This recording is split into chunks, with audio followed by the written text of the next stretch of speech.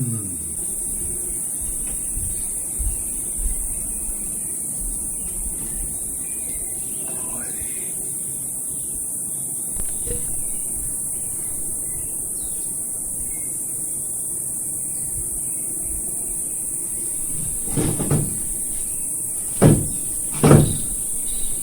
And you see that that whale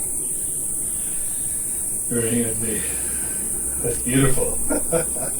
Someone told me the other day that whales came from another stellar system. Well, look at it. Yeah. Why wouldn't they be? Of course, makes perfect sense. What makes sense? That's the question, right? Well, sense is an interesting concept because we are sensorial beings and we have these sensorial apparatus built within us, and that's how we experience this physical, tangible world. And sometimes our senses can feel like they defy us. Like they're not falling in line with maybe what the mind would prefer, which is an interesting concept to ponder. And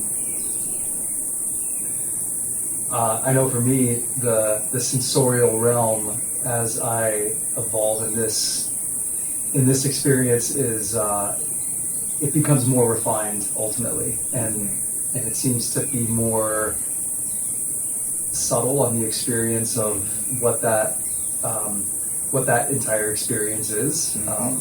Having been habituated to such a more gross, intense form of stimulation for the majority of my life, and now coming into this phase of not just intellectualizing it, but actually experiencing what the qualities of a subtle interface and exchange is, I think, is pretty profound. And new. It's always new. Even in the days of the heavy-hitting stimulants, that was still new in and of itself, quantity and quality, but yet now things have just changed. And a perfect example is this amazing cacao that we're sipping right now that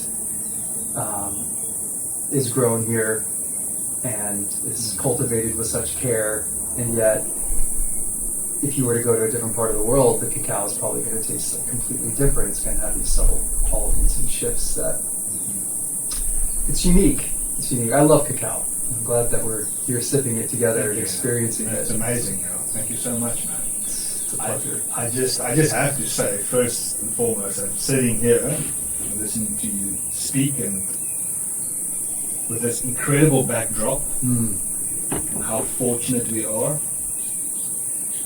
to be found in this place and having the opportunity to experience this life. Not just this life here, but in general.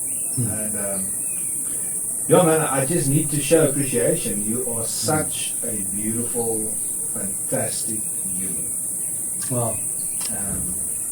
Filled with humility and grace, and presence and wisdom and intelligence. It's beautiful. So I have to show that appreciation, man. And thank you. yeah, man. No, you take it, and that's why I'm so excited to be talking to you and having these dialogues. Because ultimately, for me, the litmus test in any kind of experience that someone wants to propagate, or maybe that's a bit of a strong word, or discuss, or put onto the playing field, is what is the experience of being with such person multiple times with regards to consistency, the vibration, the energy, and how does that person go about sharing physical space but also spiritual space. That's why I resonate with you. So because all of those things fall in place for me, so it's easier to listen to what you have to say because the proof is in the pudding, so to speak. So I just wanted to say that. Wow. So, thank you. Yeah, man. No, of That's course. so kind. I know it's deep right off the bat, but that's just the way it is, man. This, I mean, this is why we're talking. Interesting timing. Hello. Alright, you want to take it? It's our friend Jessica. I think we could talk to her later. Okay, cool. Yeah. All right. We'll talk to her a little later. Yeah, nice, no problem. I just to tell the listeners, the readers, the watchers, nobody maybe even, that's also okay. But you have written up a beautiful framework for conscious experience that you have been refining and streamlining, which you shared with me, and that found a beautiful and safe landing, and that also resonates with my experience to a certain extent. And so we are going to discuss that and unpack that if you are willing, and it has to do with vibrational optimization, which you named. And I know there's a lot of influences and a lot of things where it came from, without taking and trying to explain what I've read, would you mind unpacking or maybe just create an overview of what this is and what we are actually going to talk about and what we might be touching on? Yeah. Please. Starting with the word optimization, and to optimize, and to the root word, I think it's Greek, optimus, to enhance, to make better, essentially, to efficientize. And there was a book that came to me in 2017 that changed my life. It's called The Handbook to Higher Consciousness. It's written by Ken Keyes Jr., who spent the last 2 years of his life as a quadriplegic, and the people who cared for him said he was just as joyful those last 2 years as he was when he was on stage in his early 40s teaching seminars. Similar to the story of Ram Dass, in a sense. I suppose there's some correlation. Anyway. I think so, yeah. There was just a frequency, an optimization about this soul that was so embodied in his capacity to recognize the external contextual circumstances he found himself in, and ultimately the resonant core of his spirit and how he vibrated. And this whole concept about vibrational optimization ultimately came from a deeper ponderance of digging deep into this idea, the paradoxical notion of the chicken and the egg, which one came first, and specifically thoughts, feelings, and emotions, and looking at that entire experience as, are they separate? Which one precedes? Which one follows? Are they mutually exclusive? Are they independent? How does this come together? And what's so beautiful about this model for me that has helped so much in just getting it down onto a framework that can be shared with other people, that I can receive feedback on, because it's consciously evolving. Like every day something new comes on board. Beautiful. And essentially vibrational optimization is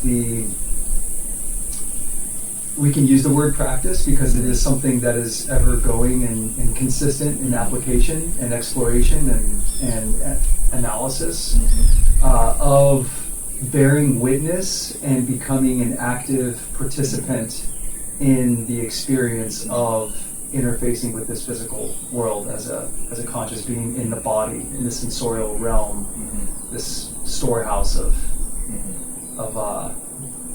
faculty and capacity. Correct.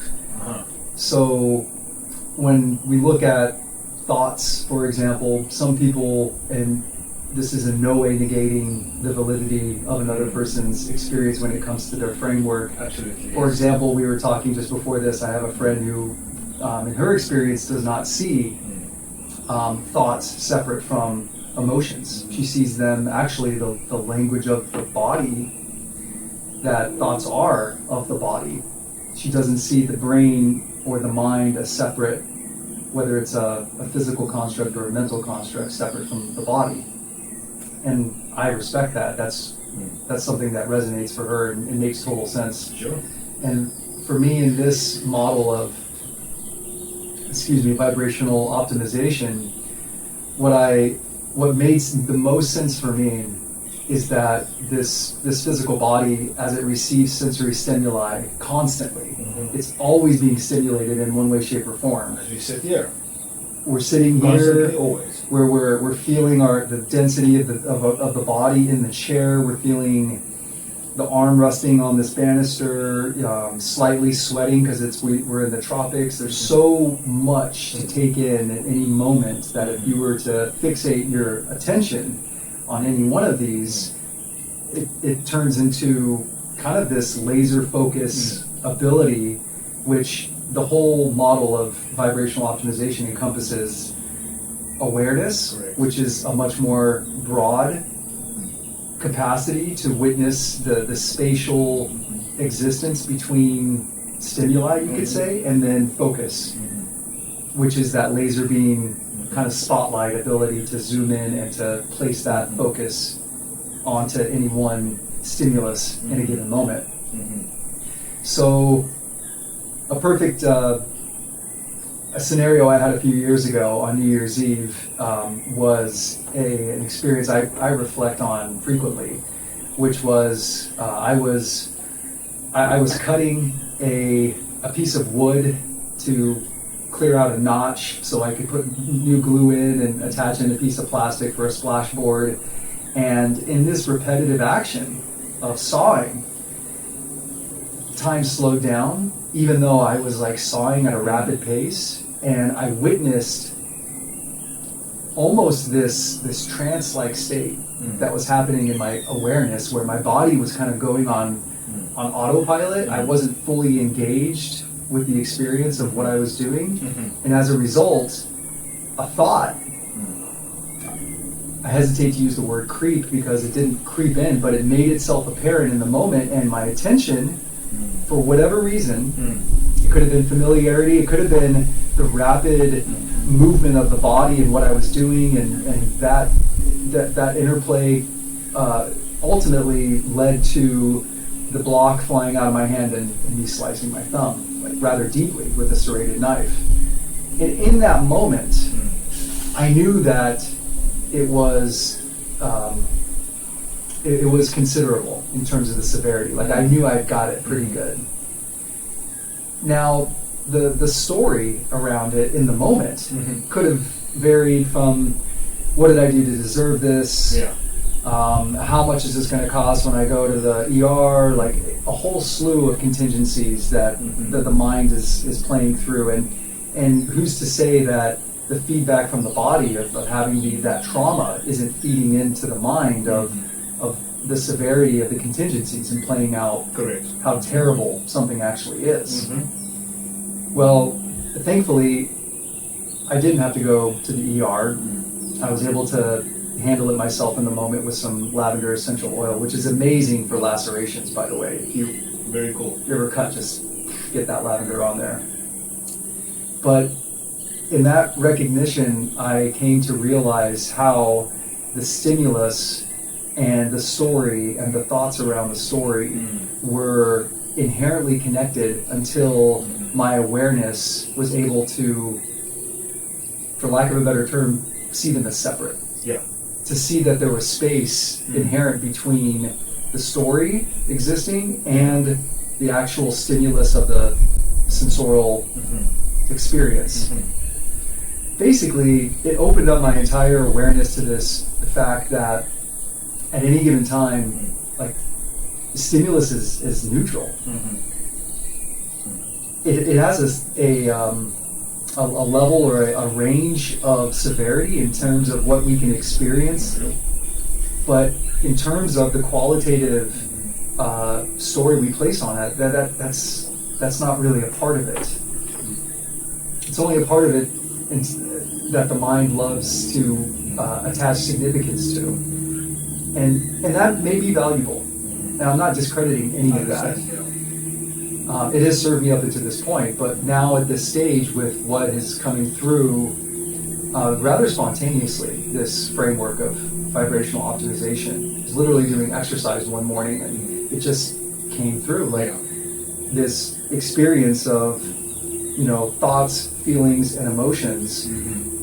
They each have their place in the circuitry. Correct. And so, just before you got here, I was inquiring, well, how do you explain something like this? Because essentially it's simple. Yeah. And if I can't explain it to a child, and they can't grasp and understand it, comprehend it, it's true. And it doesn't mean that the adult mind is, of course, this is a framework for adults. You would show this to a child and they would get very confused, and rightfully so. Because their inherent predisposition, what I'm learning for myself the more time I spend with children and just returning home to that inner child within, is that they're inherently compassionate. They just wish for someone to sit next to them and just let them know it's going to be okay. I'm here with you. Cry it out as long as you need to cry it out. I'm not going to leave, whatever that is. It's almost like there's space to feel without being blamed or criticized for feeling in a certain way. So the space for being and reacting naturally to something is okay. If you're not building an illusionary story around the event, but you stay true to the natural elements that brought that into being. Totally. And it dovetails perfectly into that the third component of this whole trajectory, which is the response. And that word responsibility, which we all have, and it refines over a lifetime in terms of our ability to exercise this.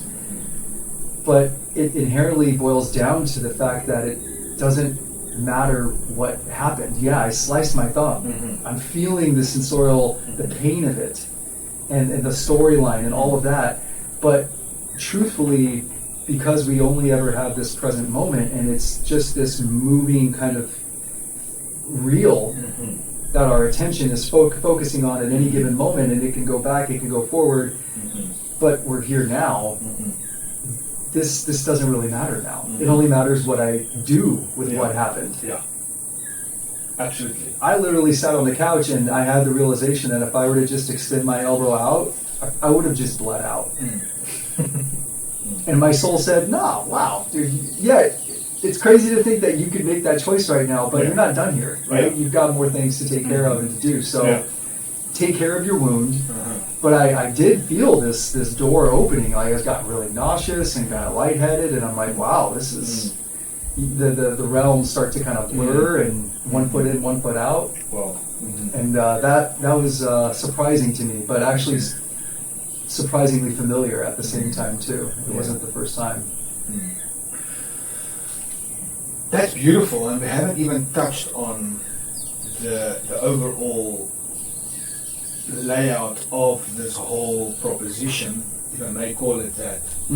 But that's beautiful because it stays true to how it starts, right? And what I picked up on that is the directional movement of these events, and that you also cleverly or beautifully put is that's where the opportunity lies, because it's recursive in nature with regards to stimulus and feeling, emotion, and then the experience, that there is some space within those mechanisms where where you can be an agent towards creating your own experience, right? Or not controlling, not manipulating, but optimizing.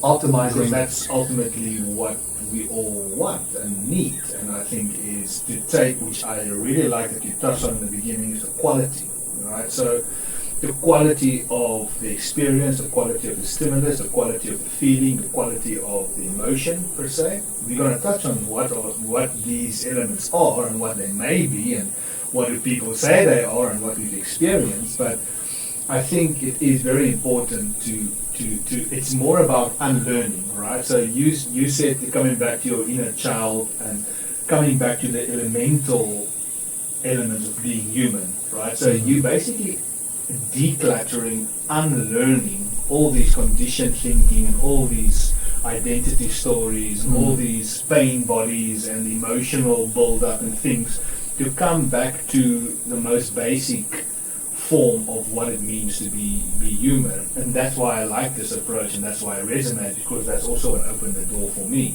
In the sense of my own experience is coming back to the very basics of stimulus.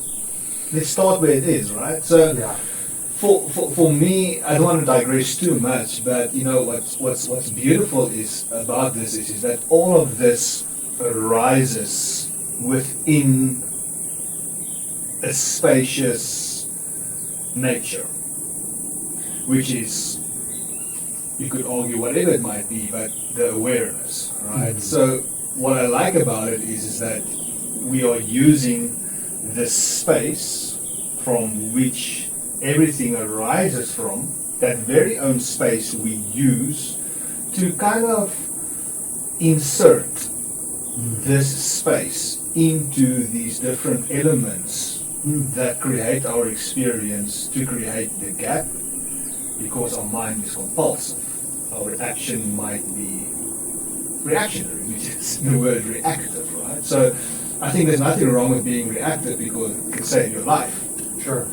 But when it becomes infused with, like you mentioned, the stories and the mind and the compulsive thinking and the loops and things like that, you are on your way to become unconscious in the way that you approach stimulus. So you start to crave things that will perk up your experience of stimuli, because you can't do that by yourself, because your mind is overriding in these loops, these very simple experiences that should be overwhelming, but isn't anymore because you've kind of numbed it down through your own thought processes. Yeah. So that's kind of the things that I take from that.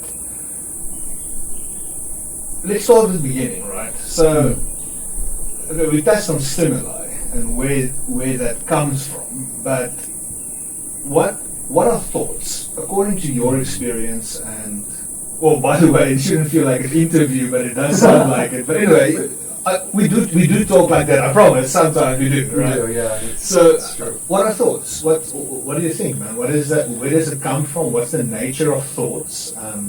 What do you think? Because it's part of the process, right? Yeah. I see the brain, the physical brain, as a transducer. That its properties are that of transmission and reception. Okay. Transmission and reception, yes. The brain. The brain.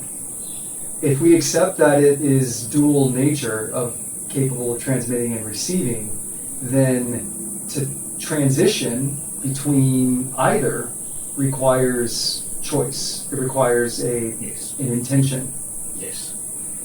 So, in that respect, for me, thoughts exist. I don't know if there's ever a thought that hasn't been thought before.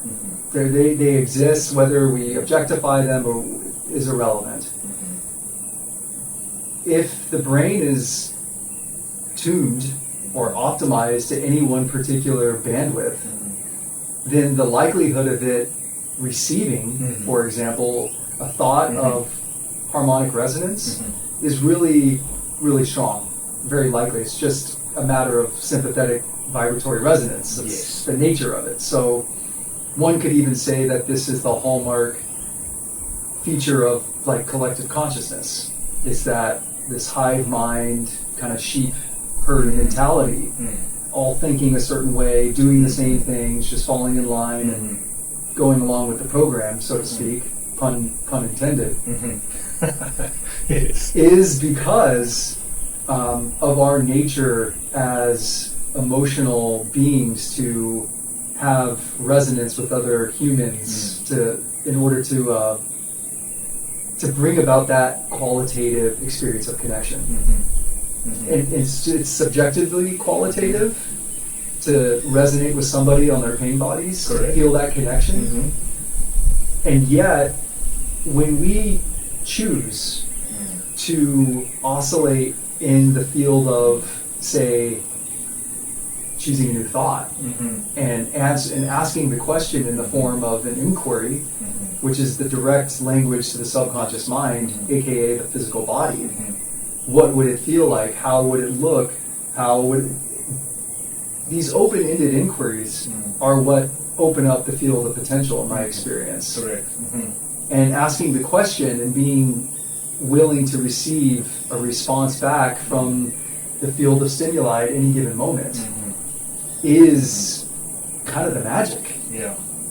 We don't know how it's going to come. It's often through synchronicity, through affirmation is endless, and it's also subjective to how the affirmation resonates to you and what that means to you. So to choose a new thought with deliverance and intention, I feel is in this day and age, a superpower. Yes. Because it defies the collective predominant state of being in the download all the time. You can't be in upload all the time. This is we're here to oscillate, right? But if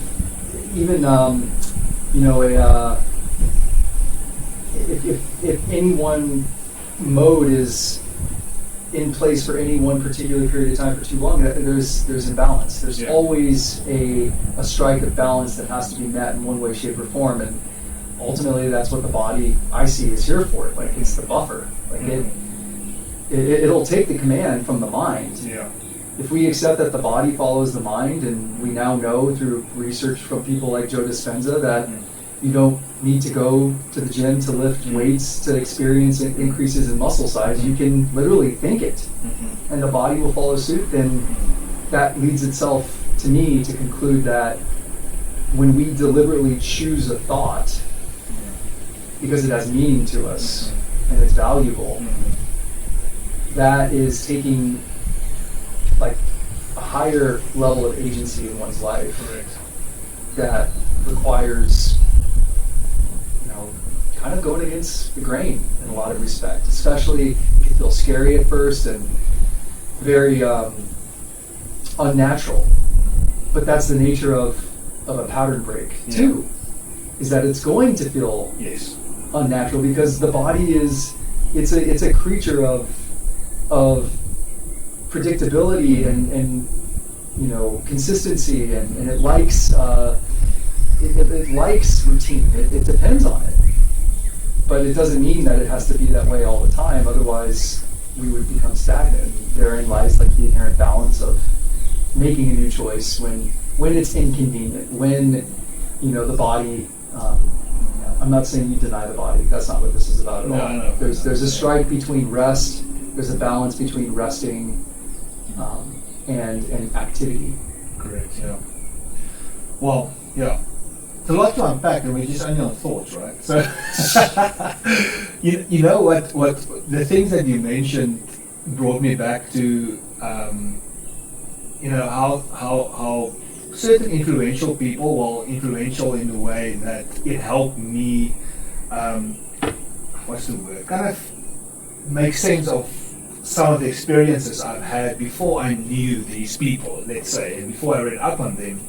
I had certain experiences, and we're probably going to touch on that sometime in our conversations, probably not today, but where I started reading some text of different influences, and it resonated with me because this is what I've experienced, but I didn't have the words to do it. And then, all of a sudden, there was someone that was being able to kind of explain what I've been experiencing. But anyway, so it comes back to the Taoists and the Taoists.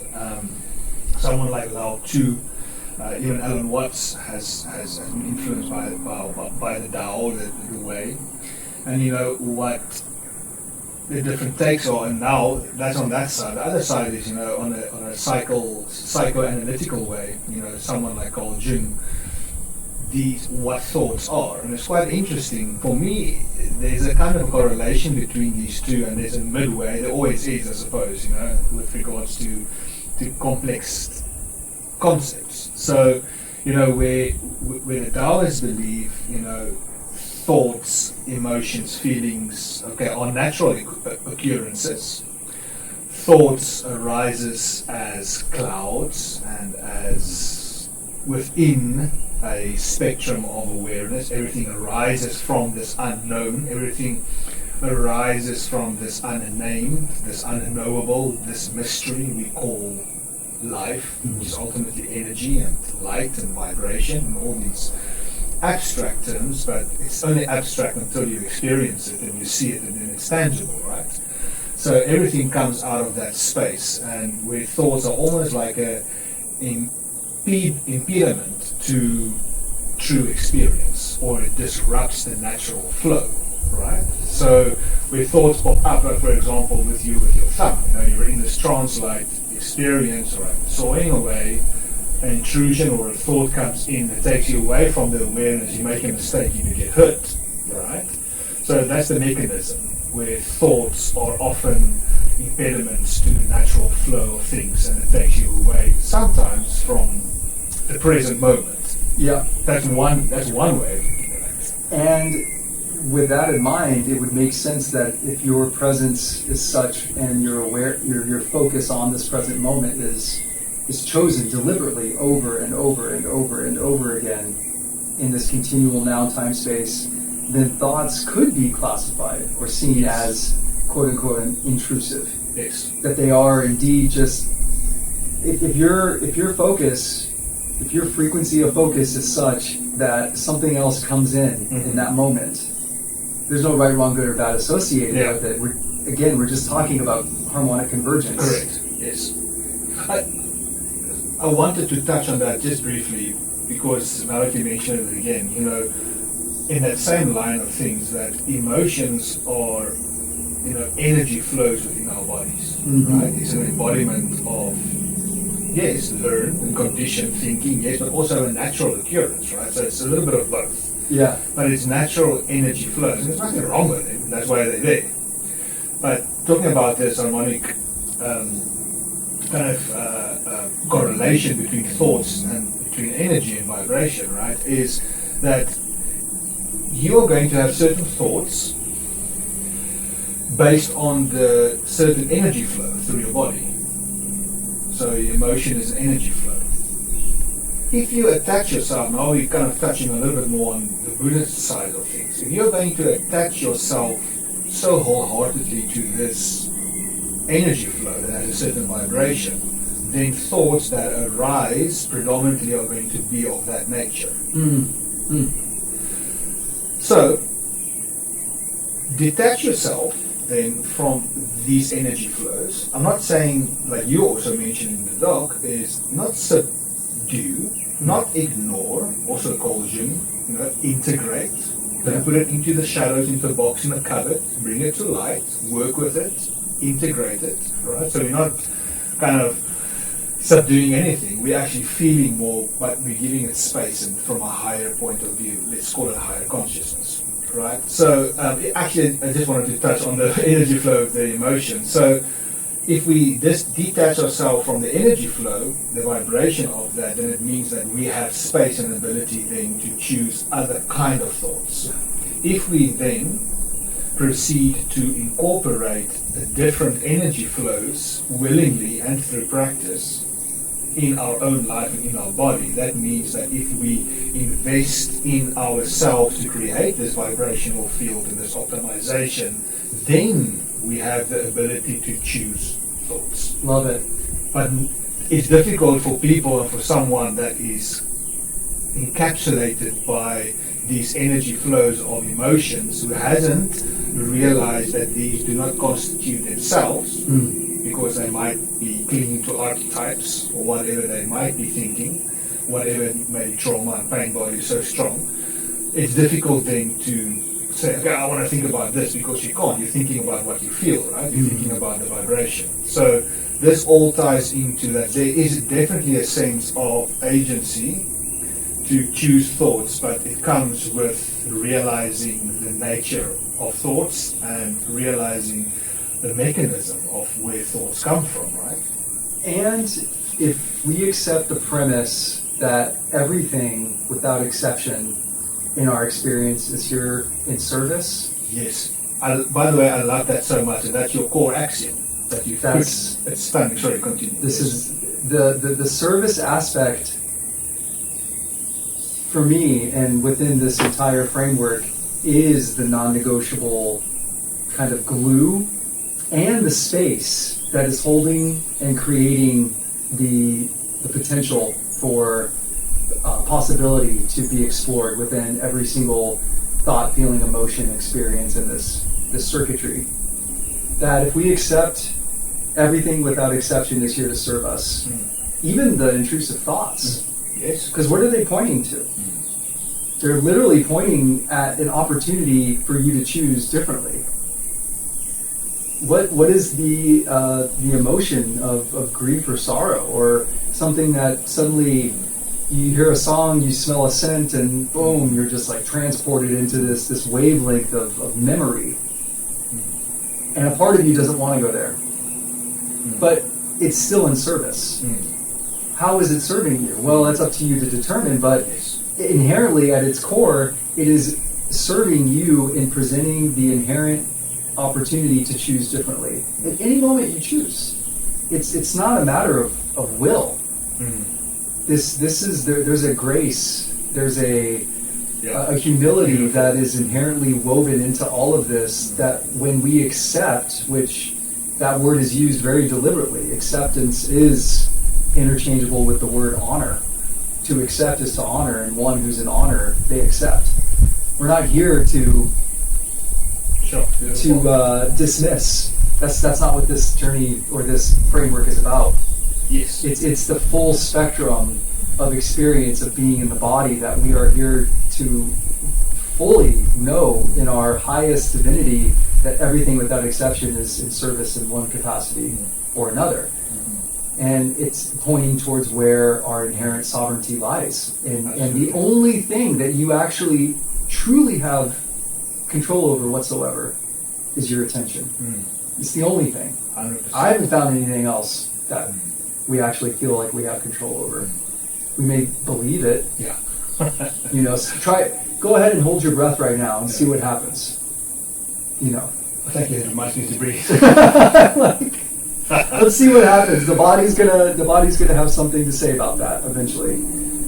But to choose, that's a completely different, framework. I can agree more with attention and focus, and the other day when we were at the beach we talked about this as well. That whole concept changed and continue to change my whole experience and my own growth and my own process of individuation.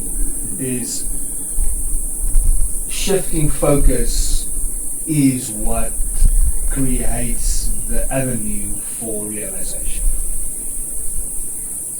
It's as simple as that.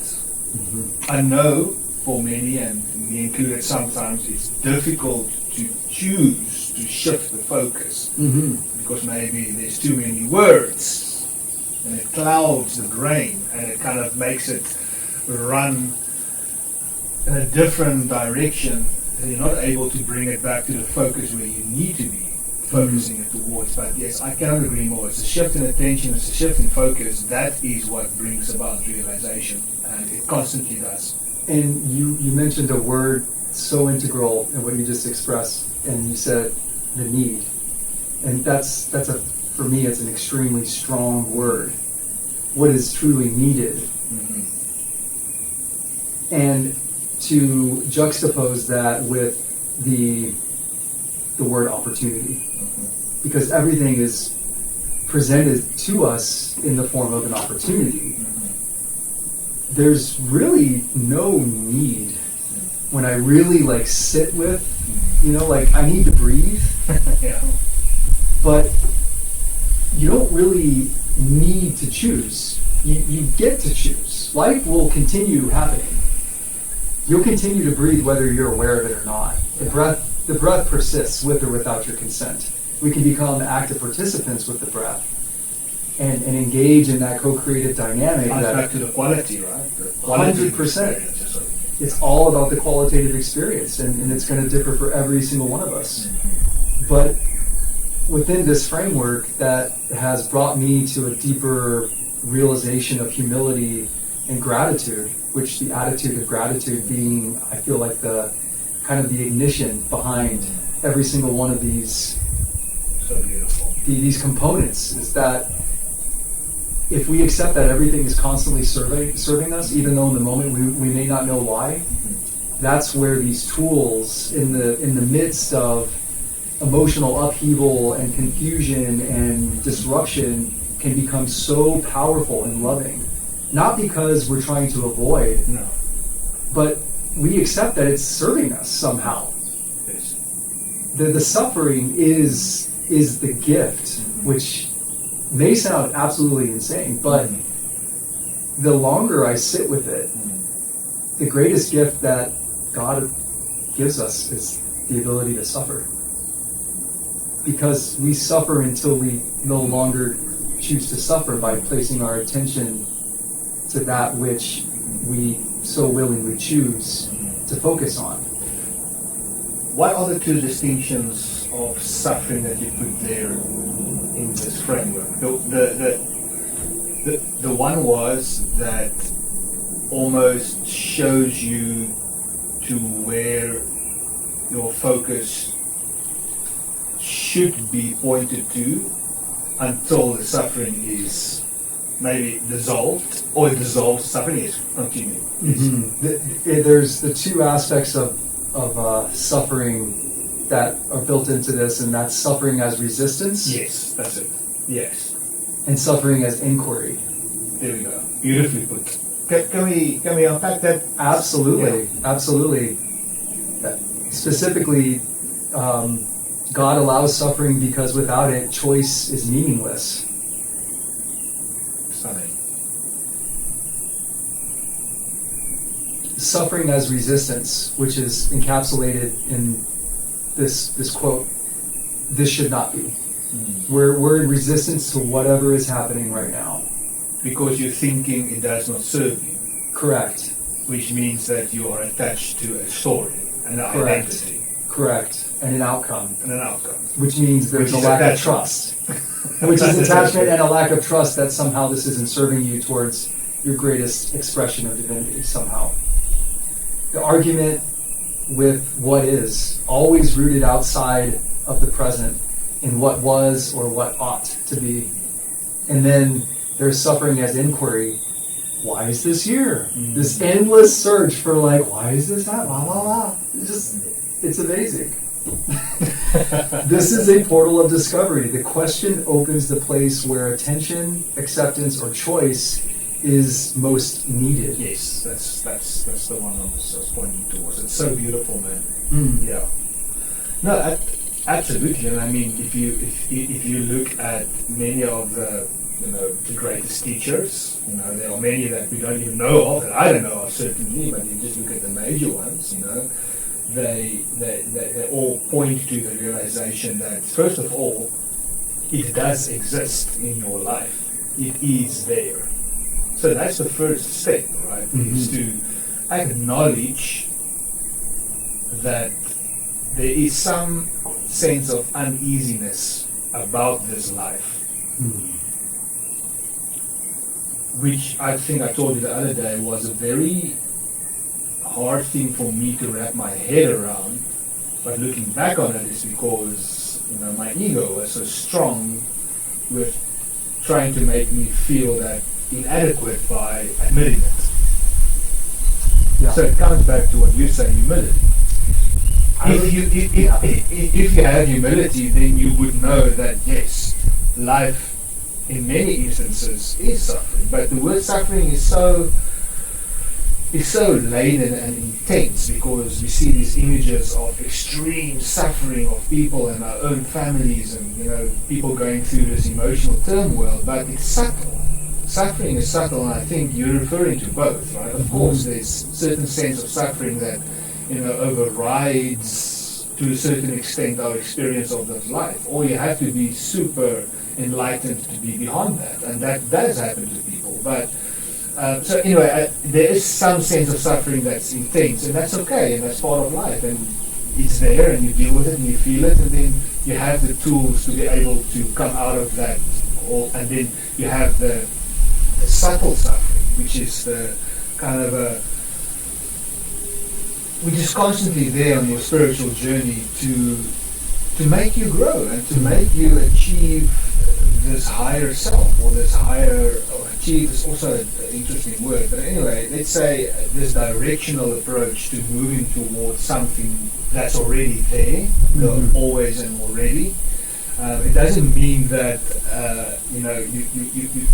you're searching for something, or you are, but it is a mechanism of you reuniting with your true self, because you haven't been there for a long time. So it's already there, yes, but you need to bring that into fruition, you need to embody that, you need to optimize it, and I think this is also what your framework tries to do, and does, for sure, in your own life at least, and a certain aspect of my life as well. Of course, we all need, there's some work to do in all aspects of life, but is to know that there's agency to choose how to experience, and that there is certain mechanisms that is predictable, that you can know when they arise, how to approach them.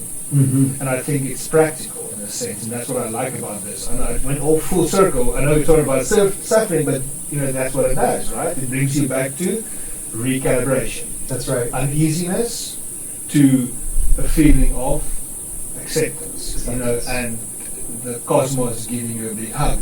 You say, welcome, my friend. Remember, you are home. You feel you belong here, and that is the sense which really overwhelms me when I am in the presence of the present. Is the big loving hug that the cosmos gives you, and say, listen, my friend, you belong here. I love that. We should put it on a t-shirt. In presence of the present. In presence of the present, right? It's the ultimate truth. That's where you belong. That's because where you can't belong. You can't be anywhere else. You can't be, yeah. And to feel differently means that there are certain aspects of your psyche, about your approach, about your practice, about your lifestyle, about the way you approach things, that takes you out of that feeling of comfort and belongingness. And that's where you start feeling alone. And then you start feeling disconnected, and then you start slipping up in your loops. And then when you're in your loops, you don't know who you are anymore, you're filled with identity, and your ego overruns, and then your persona makes an appearance. And then before you know it, you don't want to do anything, and then you fall into depression, or you fall into a sense of disconnect, or so far removed from the reality that's a long way back to there. So stop at the thought. Stop at the thought. And then from there give it space, give it gap, and that's what you're trying to do here, right? 100%. And even in the midst of severe depression, it took me a while to accept that even that is serving them somehow. No, definitely. Regardless of my opinion on why they can't pull themselves out of it, which nobody can. That's why it's so incredibly challenging, and we've all felt bouts of depression, but yet the qualitative experience that one goes through in that, and how alone, which is the interesting paradox, is like we can create this experience of loneliness, but the fact is that we're never alone.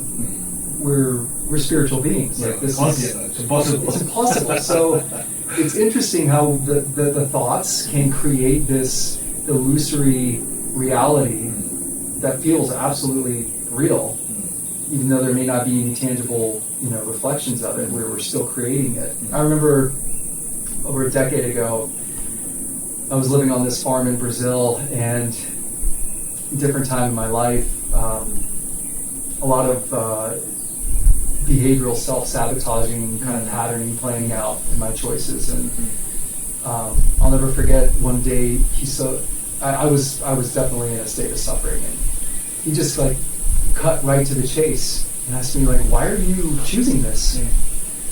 And I was pissed in the moment, but I knew that he had touched something within me that, as painful as it was and as, demoralizing in the moment for somebody to say, what do you mean I'm choosing this? I was still stuck in that victimization of it's all happening to me, rather than this aspect of gratitude of everything happening for me, even the suffering. Like it's a gift, that it's in your benefit to see it as such. And when we recognize that we're making decisions that are leading towards suffering, it's not a matter of avoiding suffering. But what you mentioned in terms of accepting that life is kind of predominantly and inherently a lot of suffering. I think most people would agree with that, overwhelmingly. Most would probably say it's all suffering. I haven't found any reprieve whatsoever with this. So show me where there's like a glimmer. And in my life, I'm now accepting that the facet of gratitude, humility, and compassion, it's kind of that trifecta. Because the compassion for the fact that we are here, and none of this is easy, and it's not designed to be easy. I think the schoolhouse of earth is it's one of the hardest. It's got to be one of the hardest. And yet, on some level, I can accept that I volunteered for it. Somehow I signed up to be here at this time, to experience exactly what I'm experiencing, talking with you in this exact moment on these matters that have been so transformative to me in my own transformation, but also my yearning and desire to share it with other people and to watch their transformation as well.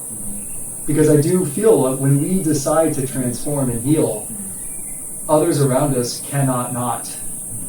It may not be in direct, but there's a reverberance that happens. 100%. They're kind of forced into it, however inconvenient it often is. Yes. No, absolutely not right. Which is beautiful. No, it is. It's stunning. So it is important for us to pursue creating good vibes, because that is what ultimately brings change. And I've always been, even you may call it my past life or whatever. Well, I don't know why I just did that, but whatever. Because it was a past life. It was a past life, man. I mean, that I've always felt this way, that every single human interaction, because you know me, I've traveled extensively around the world, is that you have to give that human interaction a lot of attention. It brings about, and it can bring about, a lot of change. From the person at the gas station, okay, I know in the States you probably put in your own gas, but in South Africa you don't. But anyway, or at the supermarket, whoever you are interacting with, make sure that you are there. First of all, you're present, and you just to track back a little bit. I like to paint, right? I won't call myself an artist or a painter, but I like to paint. So I was doing a massive painting and stuff, and my hands were all filled with paint, and I've got this iron gate that open from my place, and then you can drive out, and it's kind of it's not a really nice color. It's like a brown gate. But anyway, it doesn't matter.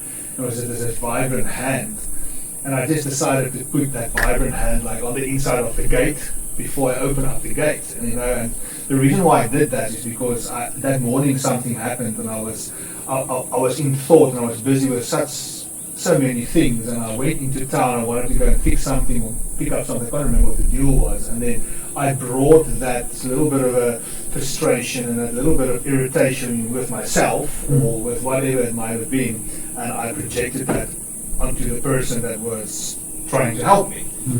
Whether they did it in a way that I thought was effective or not, is besides the point. That's not where your focus should be, right? You should first look after yourself, and how are you approaching this moment? I mean, hence this framework, right? But anyway, so that hand is on my door, so realizing it's like, stop. But before you get out of this gate, right, don't take your shit out into this world, into this public.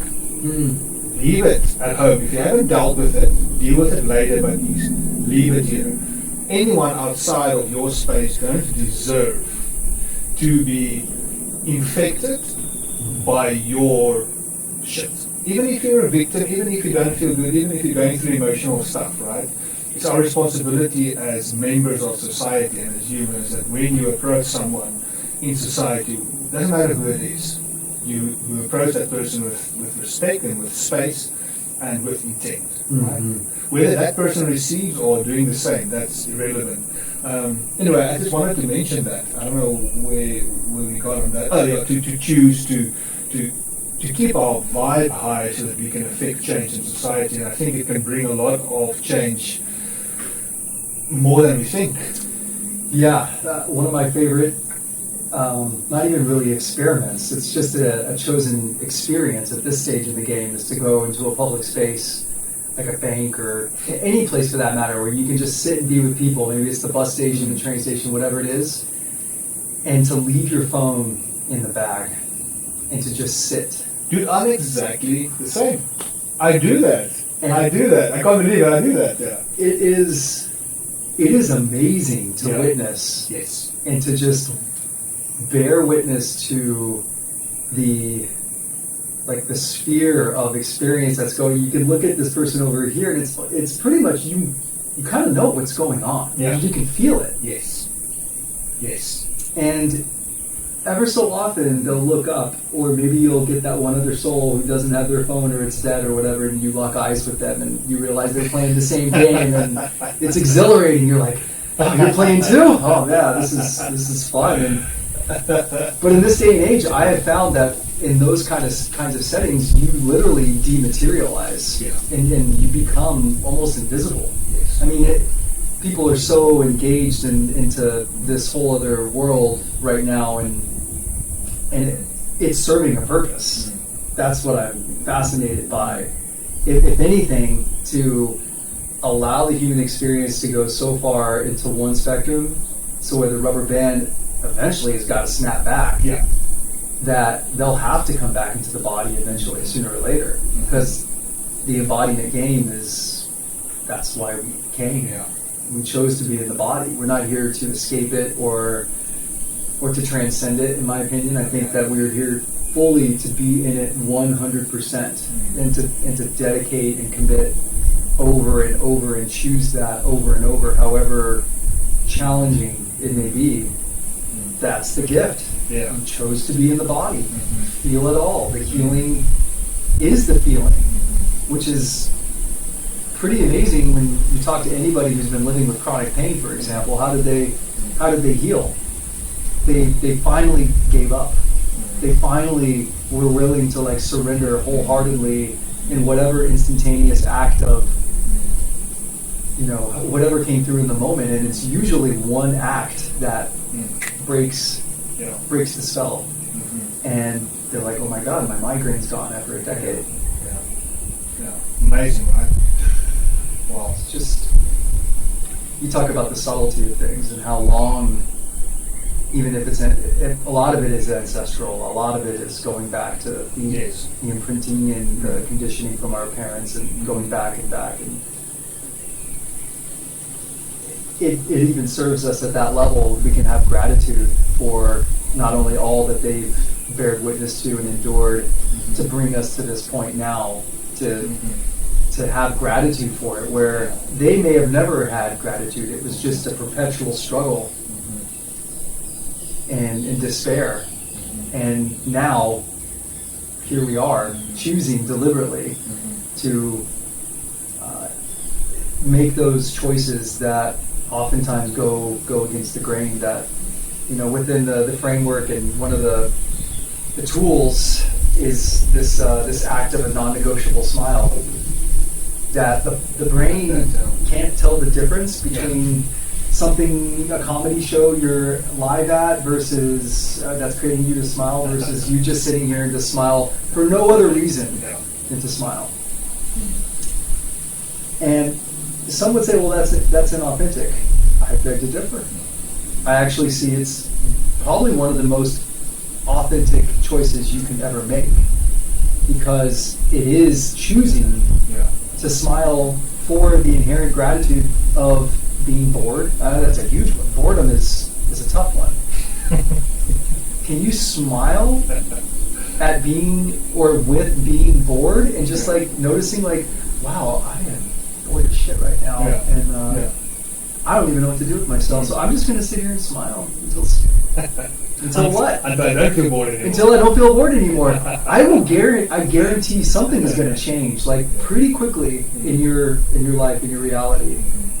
No, I agree. I mean, this is, I would say, it's not new territory. It makes perfect sense to me. But if you can choose to change your thoughts or to change the direction of your focus, and that affects change, then the decision that you make with your body and how you posture and what you do would have the same effect, because it's all whole, right? So That's right. It's all one. So yes, they're separate in nature, but it doesn't mean that they're not all one, you know, and that's it. So I agree with that. You know, I've many times, you know, it's like, hey, if you had a tough day or a day that's a little bit put you into an uneasy spot, you just even before you go to bed, okay, take a couple of breaths, you become quiet, you start to you just kind of dissolve these thoughts, and you tell yourself, tomorrow morning when I wake up, this is going to be a pretty spectacular day.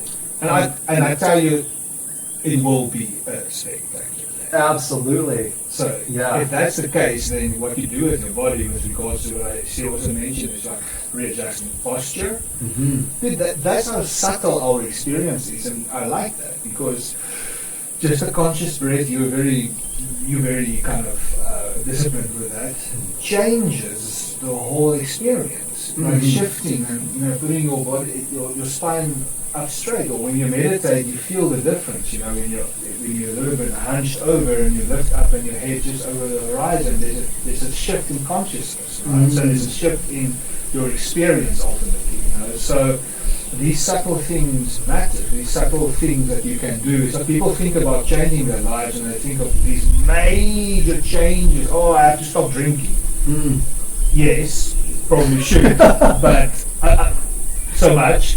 But you know, just starting with small things and starting with your own little small experiments. I think that's where this beautiful thing has come from, is experimenting and giving. And that's what I also like to do, is experimenting with your experience. You know?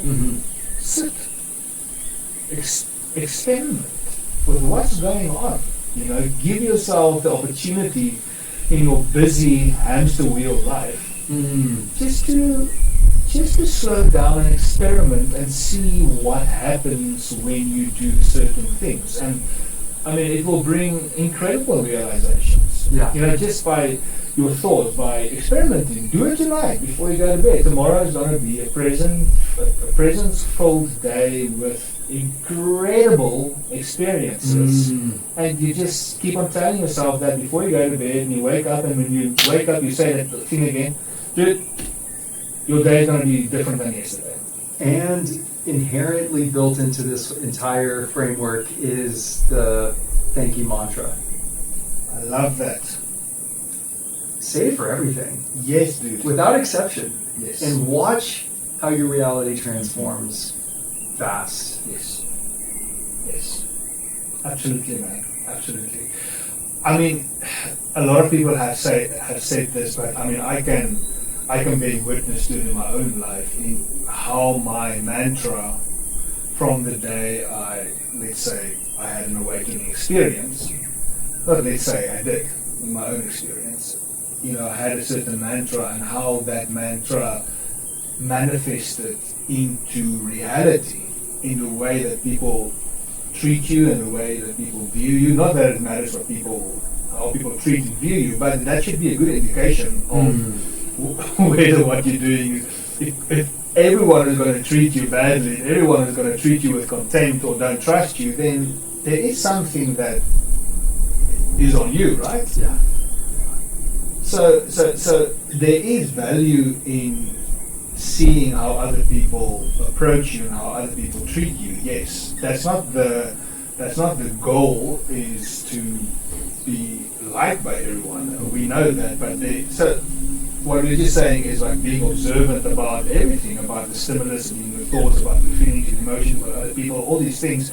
It boils down to being aware and what you do with that awareness. And I know I'm going a little bit off topic, but I think for a lot of people, what people still struggle with, and I struggled with this with a long time in my life, is the awareness that you have comes from an identity, and that is still the problem. Mm-hmm. If it comes from identity, then it's limited and it is warped, and you're looking through it through a filter, and it distorts the reality, right? So for me, that's great about this framework is that it allows you to shift focus to things without you having to be someone, right? So that is, I know you touched on transcendence, and that's also an interesting concept for me, because there's a big part of me that feels that is what is needed.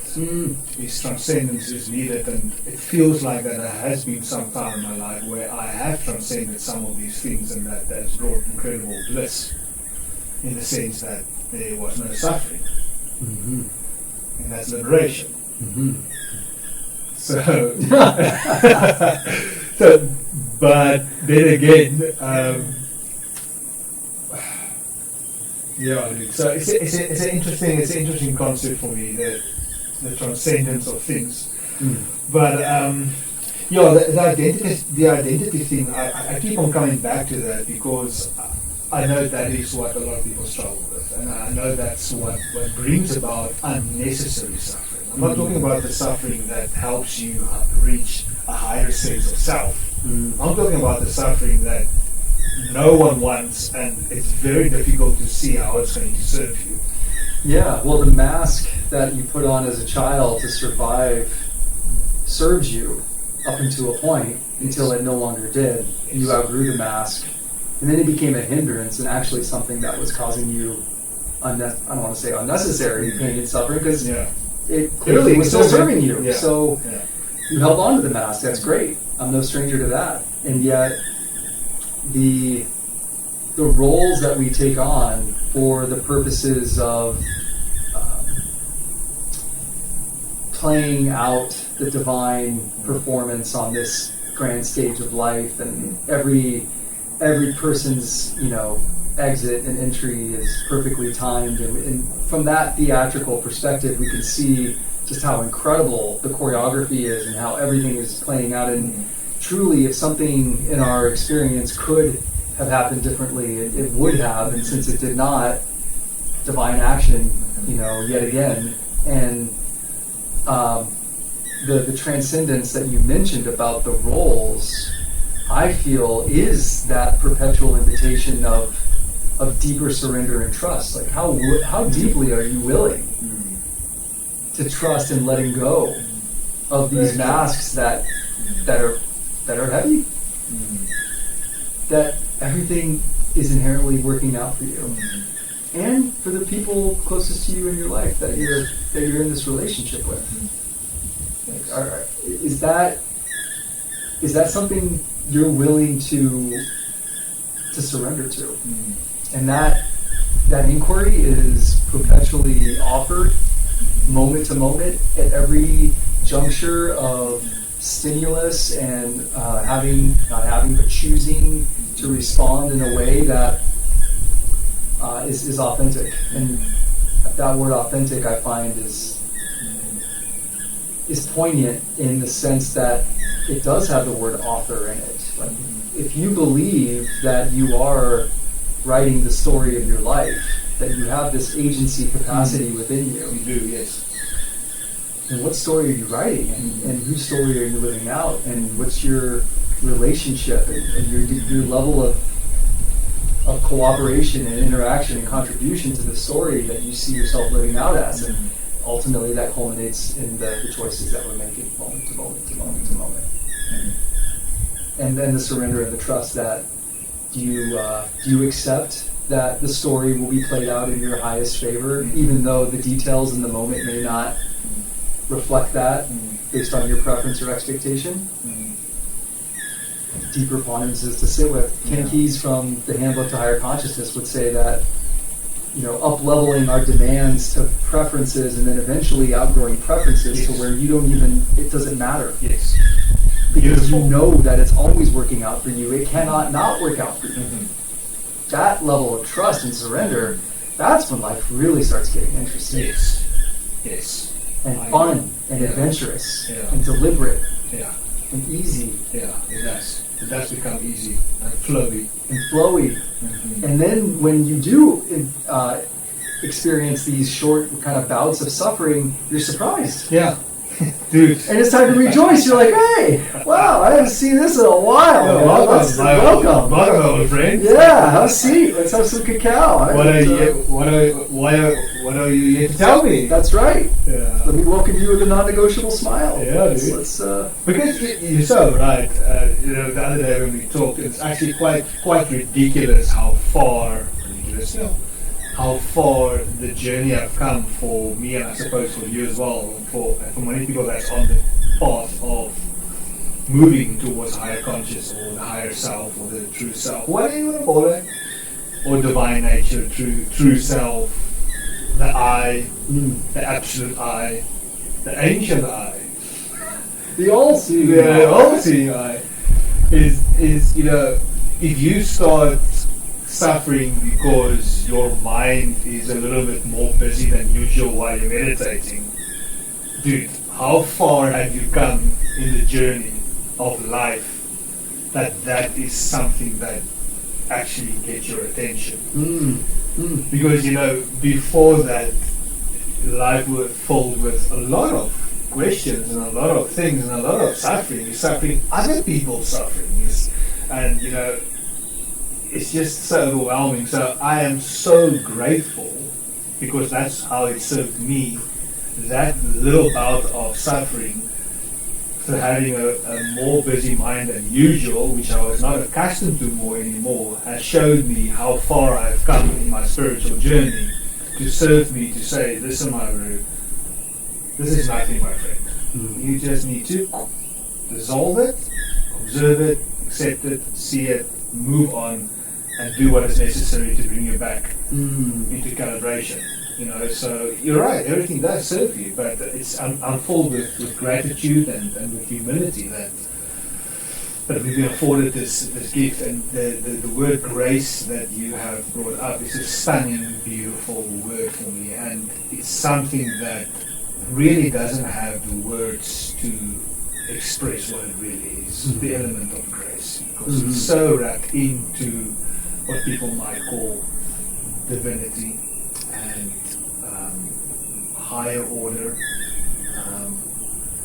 But I do come back to the Taoist view of this timeless, endless, unfathomable, unknowing mystery of ether, where everything comes out from, but also dissolves into, including our own nature. It's Lao Tzu said, that that which can be named is not the true name. That which can be seen is not really what is seen. So it's really impossible to word the depth and the experience of this ether. We're trying our best, and we should, because it gives us perspective on who and what we are. Because ultimately, we are that space. We are that presence and that awareness. And also, I've been toying with this idea, and it came down to what is consciousness and what is this and what is that. And a while ago, I was thinking, hey, well, it seems like to me that consciousness, for me in my experience, is awareness becoming aware of itself. So the awareness starts getting an intelligence. And that's what I feel you are busy with, and we are busy with, is how can we use the awareness that is natural to us, that is instinctive, to create a higher order experience and to bring and optimize it. Mhm. So that's where consciousness comes in the sense that it is awareness becoming aware of itself. Mm. And I also think that, in a sense, we shouldn't be too tough on ourselves as a species, and touching on something different, because we are new. According to what I think, in my opinion, we are a new species, evolutionarily speaking, right? So, yes, we are part of nature. We have the similar aspects and parameters of every living thing, but we have our unique set of parameters where we live in and where we operate in. But when it comes to the awareness, this higher order or level of thinking of awareness, becoming aware of itself, is still fairly new to us as a species. And if we can view it from that perspective, is that yes, we have to approach it with caution, in the sense that we're not sure exactly what it is. Mm. So it's timeless, yes, because we don't know what it is. I heard a definition of consciousness once. It was very simple, and it was basic. It was this: they define consciousness as awareness of pattern. And the longer I sat with that, it encompassed so much, and I couldn't really find anything that didn't fall under its purview. Wow. Because we're living within cycles, within cycles, within cycles, within cycles. So if it is all patterning, and some would say that this fabric of reality, that's what we're living in, and that the fractalized, Mandelbrot set, you look at all of these, it's patterns. And so when we bring the awareness of something in our life that's playing out in a pattern, I feel like that is where, like, the invitation for me, I'm recognizing, is where focus comes in on, like, where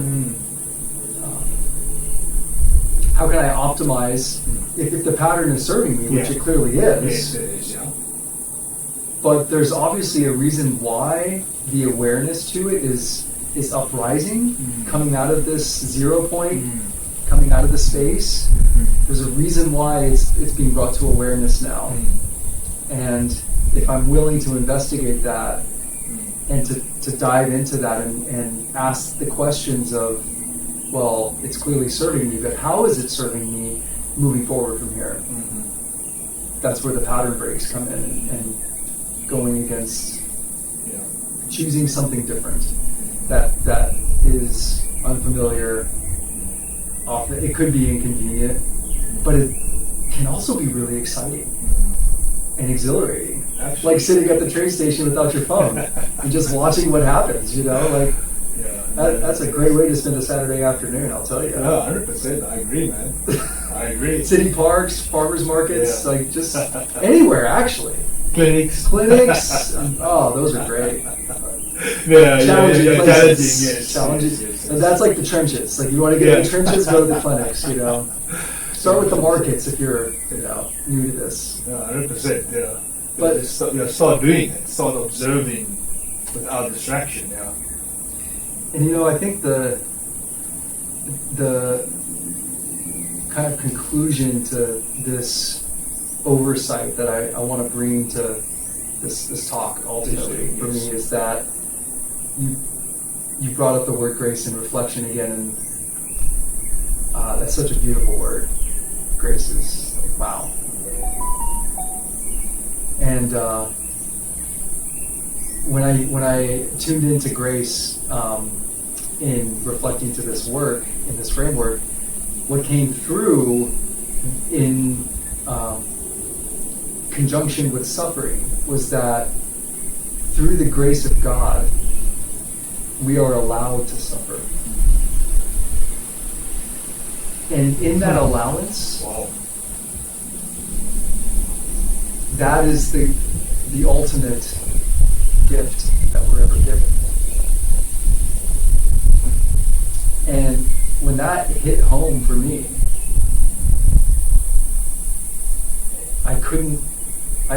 it just reinforced the whole thank you mantra over and over again, because in the midst of my deepest despair of emotional turmoil, I now recognize what had helped me transcend what had helped me move, what had helped me shift was literally saying those words over and over again. Thank you, thank you.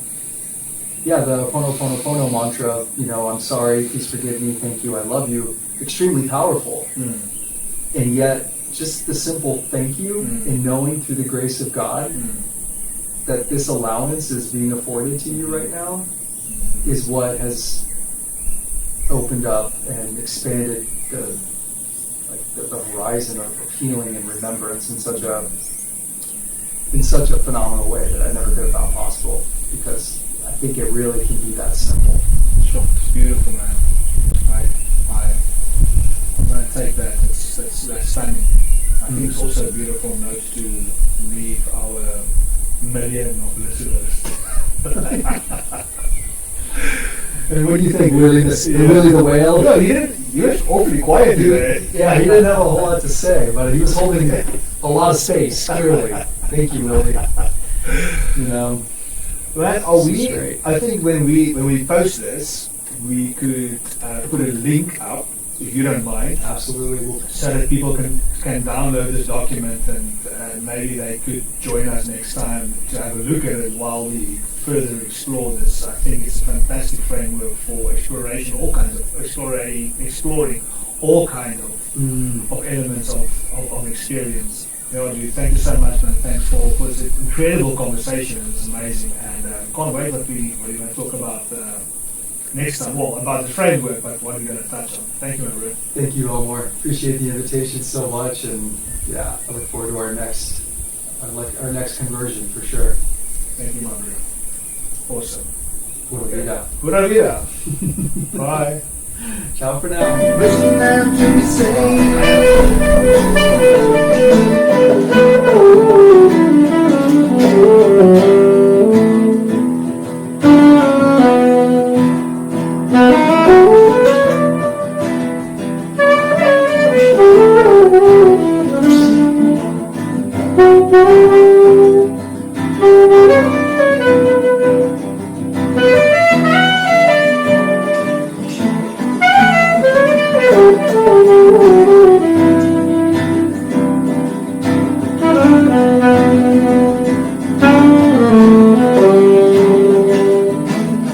Thank you.